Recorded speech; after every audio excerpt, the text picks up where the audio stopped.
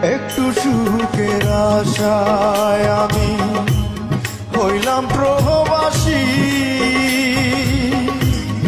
এখন দেখি সুখের চাইতে দুঃখ বেশি।